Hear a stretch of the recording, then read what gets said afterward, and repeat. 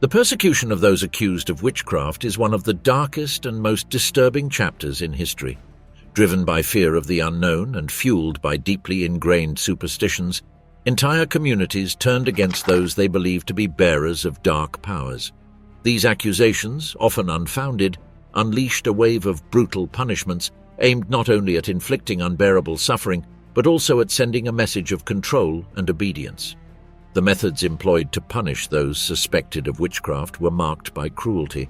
Designed to cause agony and public humiliation, these practices spread from the rural villages of Europe to the farthest reaches of the American colonies.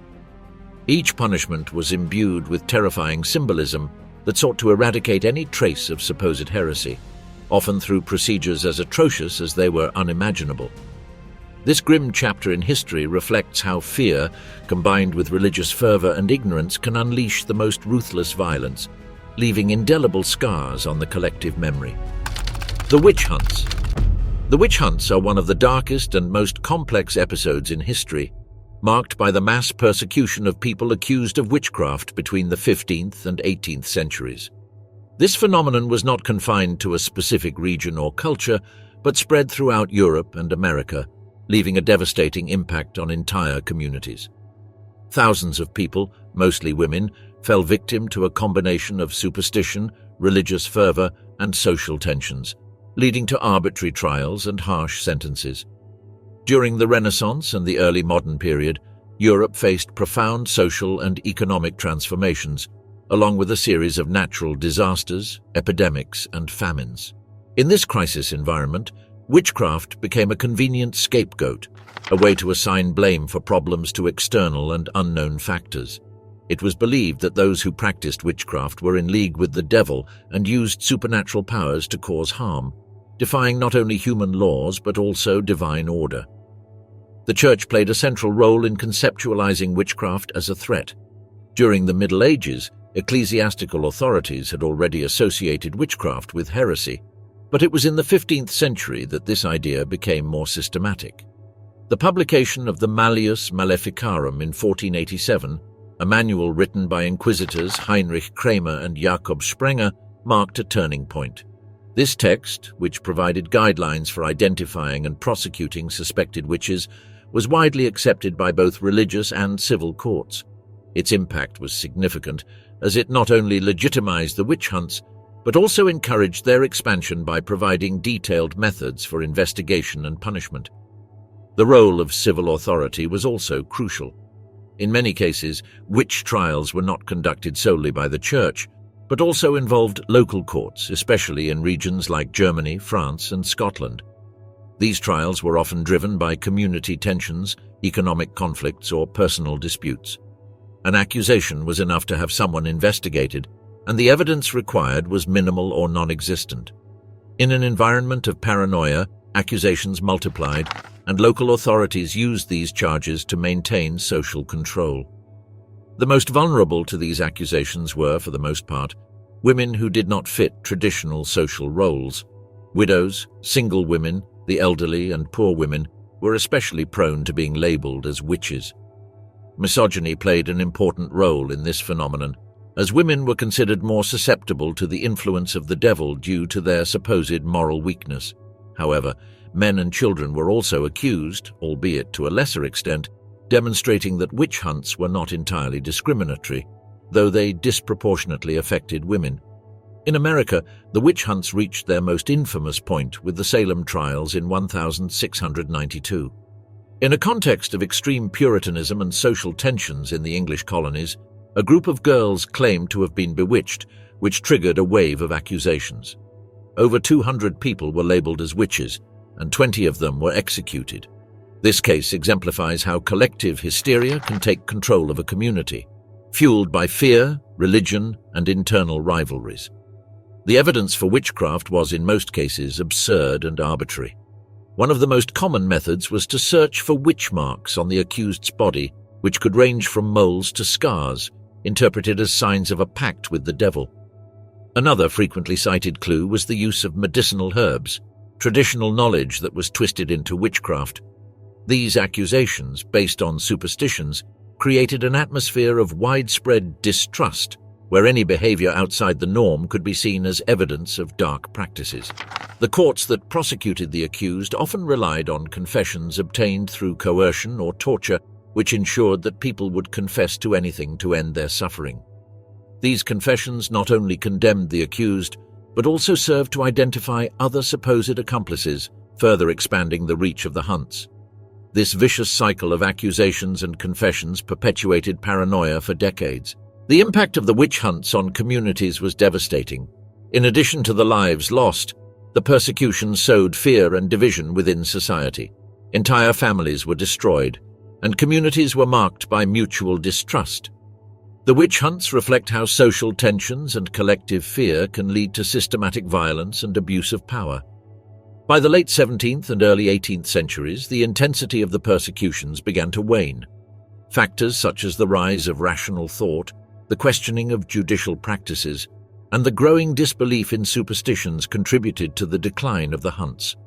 However, the legacy of this dark period endures as a reminder of the dangers of allowing ignorance and fear to dictate social decisions. The witch hunts not only represent a period of violence and injustice, but also serve as an example of how humanity can succumb to collective paranoia and prejudice. Studying them encourages reflection on the importance of reason, justice, and respect for individual rights as fundamental pillars to prevent similar episodes from recurring in the future. The witch's chair, an inhumane torture device. The witch's chair is one of the cruelest torture methods associated with witch trials, highlighting the extremes to which society went in its quest to extract confessions and prove guilt. Originating in Germany, this chair was later adopted in other regions of Europe, becoming a symbol of the suffering inflicted on those accused of witchcraft. Its design, specifically made to cause extreme pain, reflects the level of brutality with which witch hunts were carried out.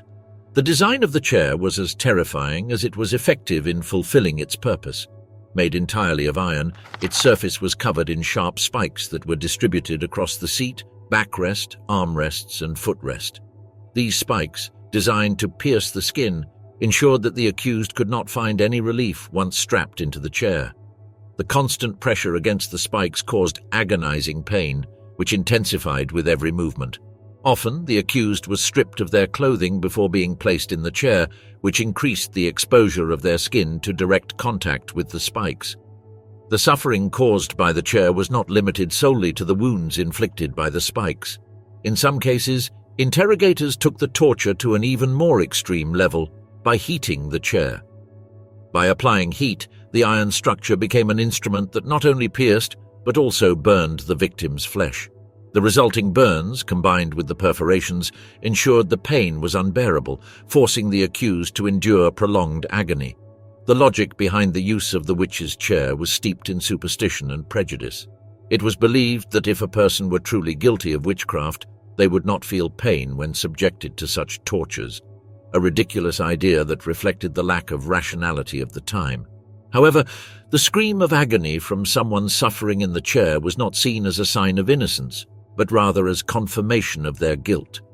This logical contradiction made it impossible for the accused to prove their innocence, trapping them in a system designed to condemn them. The purpose of the witch's chair was not limited to extracting confessions from the accused. Its use had a much broader psychological impact on the community. Torture sessions were often conducted in public or semi-public settings, turning the chair into an instrument of collective terror. The image of a person bound, bloodied, and suffering in the spiked chair sent a clear message. Questioning the authorities or deviating from social norms could have terrible consequences. In this way, the use of the chair not only sought to silence the accused, but also to discourage others from challenging the witch hunts or the legitimacy of the trials. Historical records of the use of the witch's chair show that, far from being a means of seeking justice, it was a tool for control and repression. Confessions obtained under torture had no real evidentiary value, but this did not matter to the interrogators, whose primary goal was to reinforce fear and obedience within the community. Moreover, by obtaining voluntary confessions, the courts could justify executions and lend legitimacy to the trials. The use of the witch's chair, like many other torture methods of the time, was based on a deeply flawed system that prioritized intimidation over truth. This instrument, with its sadistic design and irrational logic, reflects the horrors of a society ruled by ignorance, fear, and superstition. Although the witch hunts ended centuries ago, the witch's chair remains a grim reminder of what can happen when justice is perverted in the name of power and control. Burned alive at the stake, the most infamous punishment in the history of witchcraft. Among all the methods of execution associated with witch hunts, being burned alive at the stake stands as one of the most cruel and symbolic. This act, frequently practiced in Europe during the Middle Ages and the Renaissance, not only represented an extreme physical punishment, but also a form of spiritual cleansing, according to the beliefs of the time. Countries such as France, Spain, and the territories of the Holy Roman Empire were the leaders in the use of this practice, while other nations implemented variations based on their cultural and legal contexts. Fire was considered a purifying element in many cultures. In the case of witchcraft accusations, it was believed that the flames could eradicate the corrupt soul of the accused, preventing demonic forces from possessing the body again. This reasoning justified a punishment that, from any modern perspective, represents inhuman torture. In England, witches were rarely condemned to the fire. Instead, hanging was the most common method of execution. Burning someone at the stake was primarily reserved for cases of minor treason, a political crime rather than a spiritual one. Scotland, on the other hand, adopted flames as its preferred method of punishment, reflecting the intensity of religious fervor and collective hysteria that dominated the region. Even at the time, some thinkers questioned the logic and morality of burning the accused alive. The French philosopher Michel de Montaigne, one of the most influential minds of the Renaissance, expressed his disagreement with these practices by noting, "It is putting a very high price on one's conjectures to roast a man alive for them." These words reveal the deep irrationality of a system that condemned people based on evidence as fragile as rumors and suspicions. Thousands of men and women were brought to the stake throughout Europe, and in many cases, the evidence against them boiled down to vague accusations, personal grudges, or misinterpretations of unusual behavior. The witch hunts were fueled by collective fear, reaching their climax in the spectacle of public executions. The suffering of the victims was indescribable. The act of burning alive guaranteed a slow and agonizing death, marked by heart-wrenching screams that, according to witness accounts, echoed long after the flames had been extinguished. In addition to the physical horror, these executions were designed to terrify the population, consolidating social and religious control. The witch's bridle, silence and humiliation in history. The witch's bridle, also known as the scold's bridle or branks, was a cruel instrument designed not only to punish but also to publicly humiliate people accused of undesirable behavior. This device, predominantly used in England and Scotland, symbolized the strict social control of the time, especially over women who defied established norms. The bridle consisted of a metal structure that was placed over the victim's head like a cage. Its most distinctive feature was a plate with spikes that positioned inside the mouth, pressing against the tongue or palate. If the victim attempted to speak, the spikes caused severe pain, effectively silencing them. Although the device is commonly associated with witchcraft accusations, its use was not limited exclusively to alleged witches.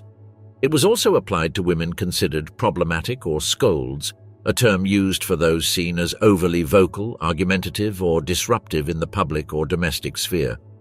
The witch's bridle not only inflicted physical pain, it also carried a strong element of humiliation.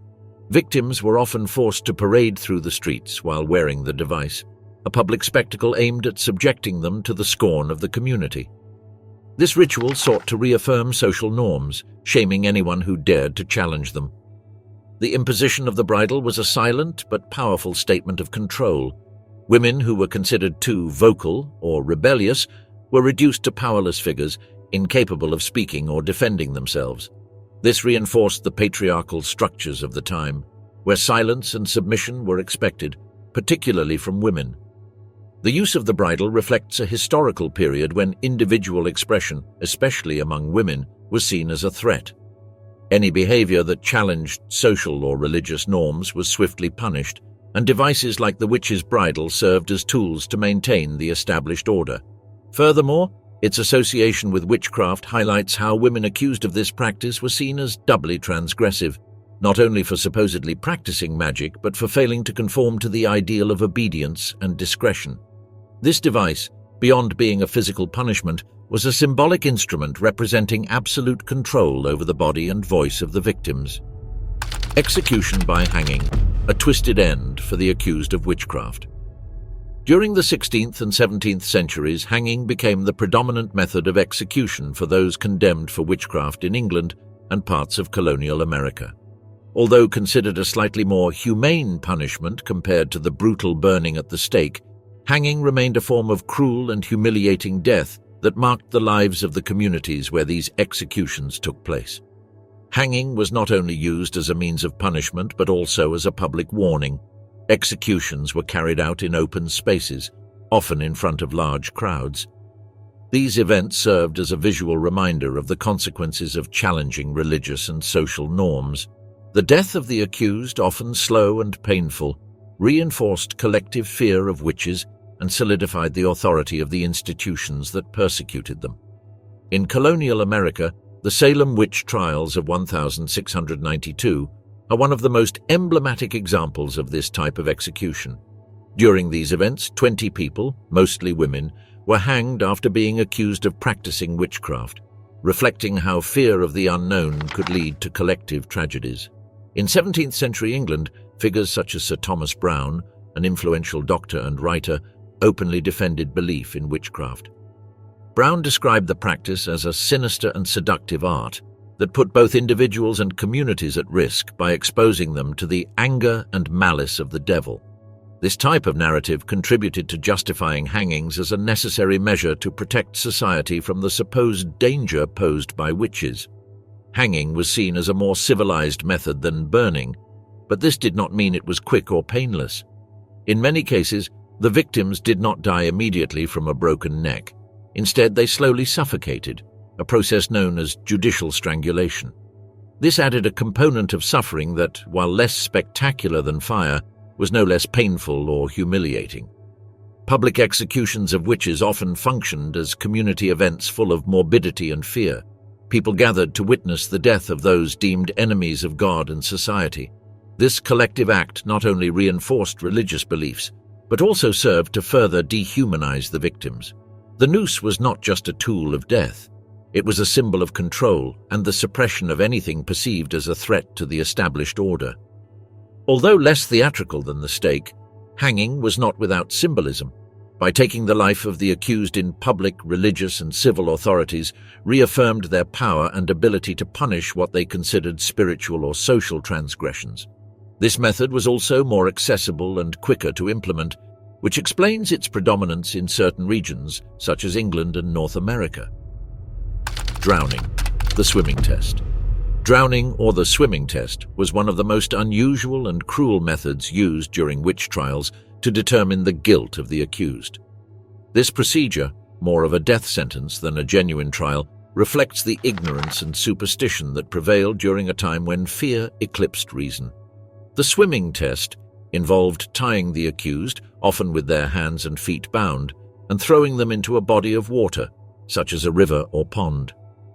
According to popular belief, water, considered a pure and sacred element, would reject people tainted by evil, making them float.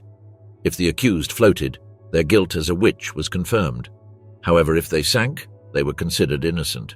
Although sinking was a sign of innocence, it often resulted in the death of the accused before they could be rescued, as the procedure rarely accounted for effective measures to prevent drowning. In this way, the test was not only illogical but inherently lethal, leading to the death of both the guilty and the innocent.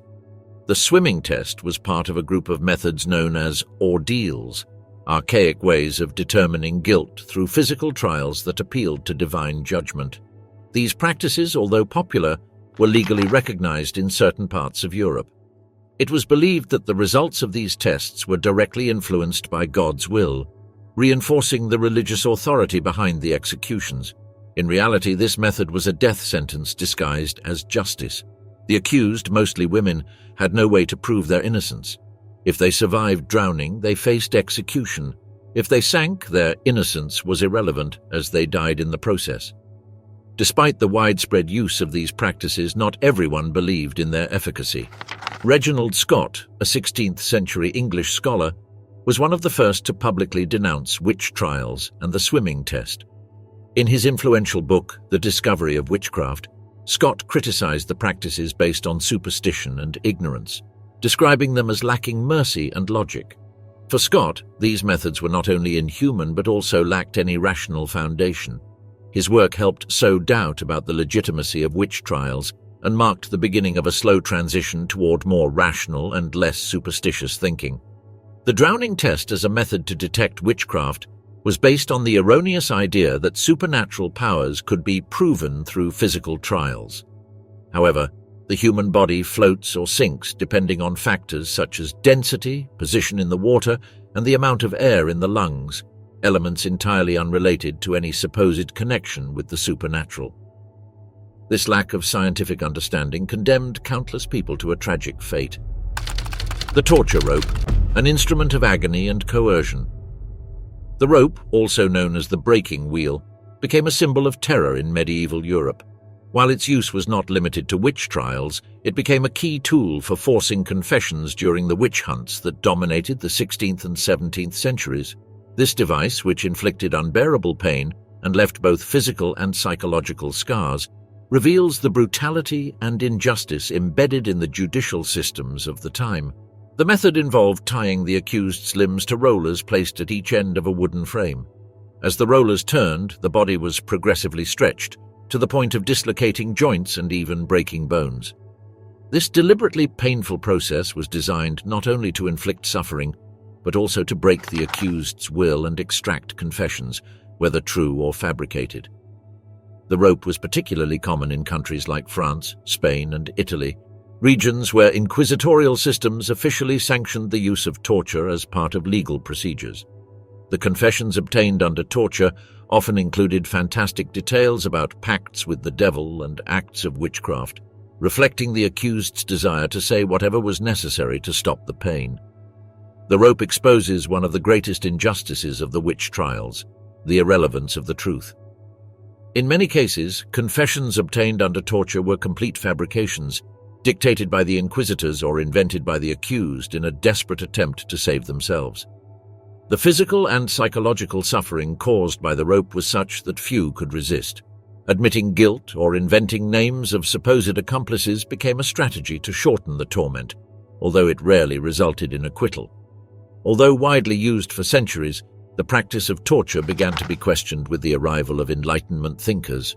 One of the most influential critics was the Italian philosopher Cesare Beccaria, who in his work on Crimes and Punishments, 1764, condemned torture as an inhuman and irrational practice. Beccaria argued that confessions obtained under coercion were invalid, as extreme pain could lead anyone to admit to anything, regardless of its truth. Beccaria's critique marked a shift in attitudes toward justice, promoting a more rational and humane approach that gradually led to the abolition of state-sanctioned torture in many parts of Europe. The Salem Witch Trials, 1692, collective paranoia and its tragic legacy. The Salem Witch Trials, which took place between February 1692 and May 1693 in the Massachusetts colony, unfolded within a context of social tension and territorial conflicts that exacerbated distrust within the community. During this period, more than 200 people were accused of practicing witchcraft, and at least 25 died, including 19 who were hanged, one person who was pressed to death, and others who perished in prison due to harsh conditions. The process was triggered when a group of girls, including Betty Paris and Abigail Williams, began exhibiting strange behaviors attributed to demonic possession. Their accusations, initially directed at marginalized women like Tituba, Sarah Good, and Sarah Osborne, soon spread to other respectable members of the community, increasing the widespread paranoia. Tituba, a Caribbean-born slave, not only confessed under duress but also provided details about meetings with the devil, which lent credibility to the suspicions of religious and civil leaders. Among the most notable victims was Giles Corey, an elderly man who refused to plead guilty or innocent. As a result, he was subjected to pressing with stones, a method of torture in which weight was placed on the body until death. His case highlights the brutality of the legal practices used to extract statements. Rebecca Nurse, a respected elderly woman and devout member of the community, was also accused and executed, despite her case raising doubts even among the judges due to the lack of solid evidence. Nurse's execution was particularly shocking, as it demonstrated that no one, regardless of their reputation, was safe from accusations. The judicial process included specific methods, such as the touch test, in which the accused had to touch the supposed victims to see if their attack ceased. Confessions were also obtained under torture, a practice that, while not officially legal in the colony, was applied indirectly through threats and unbearable prison conditions. Spectral evidence, testimony regarding ghostly or demonic apparitions, also played a significant role in the convictions, despite being intangible and subjective evidence. The trials not only involved the direct victims but also the members of the community who attended as witnesses, jurors, and observers. The involvement of figures like Reverend Samuel Parris, whose daughter and niece initiated the accusations, and Cotton Mather, a prominent religious minister who supported the existence of witches, demonstrates how religious beliefs and the power structures of the time contributed to the escalation of events. However, not everyone agreed. Personalities like Judge Samuel Sewell later publicly admitted their error and apologized for the sentences. The witch hunts represent one of the darkest and most tragic episodes in human history, where fear, ignorance, and social prejudices intertwined to trigger a wave of unchecked violence. Throughout the 15th to 18th centuries, both in Europe and America, thousands of people, mostly vulnerable women, were persecuted and executed under unfounded accusations of witchcraft. This phenomenon not only highlights the brutality of the methods used, such as the witch's chair, hanging, and the swimming test, but also the deep misogyny and social control that prevailed during those times.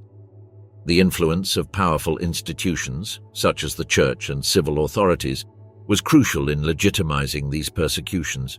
Texts like Malleus Maleficarum provided a theoretical framework that fueled anti-witchcraft fervor, thus facilitating the spread of the hunts. Furthermore, emblematic events like the Salem trials and Anna Goldie's execution illustrate how collective paranoia and the lack of rational thought can lead to massive injustices and the destruction of entire communities. However, the decline of the witch hunts by the end of the 18th century marked the beginning of an era of more critical and humanitarian thought, driven by Enlightenment ideas. This shift reflected a growing understanding of the importance of reason, justice, and individual rights, fundamental elements in preventing the repetition of such atrocities. The legacy of the witch hunts serves as a powerful reminder of the dangers that arise when fear and superstition eclipse logic and empathy. Studying this dark chapter of history is essential in fostering a more just and tolerant society, where human dignity and truth prevail over prejudice and intolerance.